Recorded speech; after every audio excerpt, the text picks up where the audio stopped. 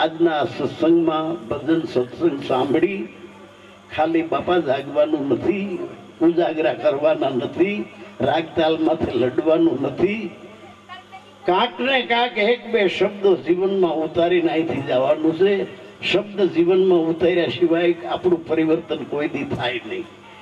આ સત્સંગ એવો કિંમતી છે કે એક ઘડી આદિ મેં પુનિયા સંગત કરો સંત કી કટે કોટ કોટ અપરાધ. અને સંત એને કહેવાય. સંત કોઈ વાડામાં માને નહીં, સંત કોઈ સંપ્રદાયમાં માને નહીં, સંત કોઈ નાત જાતમાં માને નહીં, નીચ ઊંચમાં માને નહીં, સંત કોઈ માનવ સર્જિત વસ્તુનો ગુલામ બને નહીં. સંત એને કોઈ જાતની ઈચ્છા ન હોય ભીતરમાં.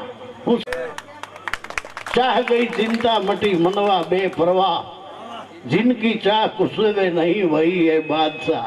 संत એને કહીએ કે જેને ઈચ્છા નહીં જરીએ. આ જગતમાં યુગે યુગે જ્યારે ઊંધું બધું મરાણું છે ત્યારે સંતોએ જગતને બચાવ્યું છે. અને ઓશોની એ જિજ્ઞાસા હતી. ઓશો જ્યાં લગી જીવા ત્યાં લગી એને 200 માણસો એવા ગોતવાતા કે આ હવેથી જે વિશ્વ યુદ્ધ થાય આમાં કોઈ ડાઠું નહીં રહે સજીવ વસ્તુનું.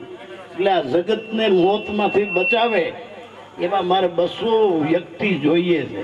હવે કેટલા થયા હોય એ તો મને ખબર નથી, પણ એને છેલ્લા શ્વાસા સુધી એના હૃદયમાં વિશ્વ બચાવવાની ચિંતા હતી. એટલે એવો યુગ પુરુષ સ્વામી ભગવાન એના બધા અનુયાયીઓ એમને માને છે ખરા અંતકરણથી. અને હું ધારું છું એના અનુયાયીઓની મને ખબર છે કે એ કોઈ અંધશ્રદ્ધામાં, કુરૂઢીમાં, કુરિવાજમાં એમાં માનતા નથી. અને ઓશો એના જે શબ્દો છે આ જગતમાં ઘણા ભગવાન થયા છે, ઘણા ભગવાનના શાસ્ત્રો પુસ્તકો છે. મેં જ્યાંથી ઓશોના પુસ્તકો વાંચ્યા ત્યાંથી તમામ પુસ્તકો મને કચરો લાગ્યા છે. આ મારા હૃદયની વાત કરું. અને મારું લેસન એને વાંચ્યા પછી પૂરેપૂરું પાકું થયું છે. એટલે વધારે બધું તો હું સત્સંગમાં કહીશ. અને હવે આટલું બોલી અને હવે પછીનો આગળનો કાર્યક્રમ હું છે એ નાનજીભાઈ જણાવશે.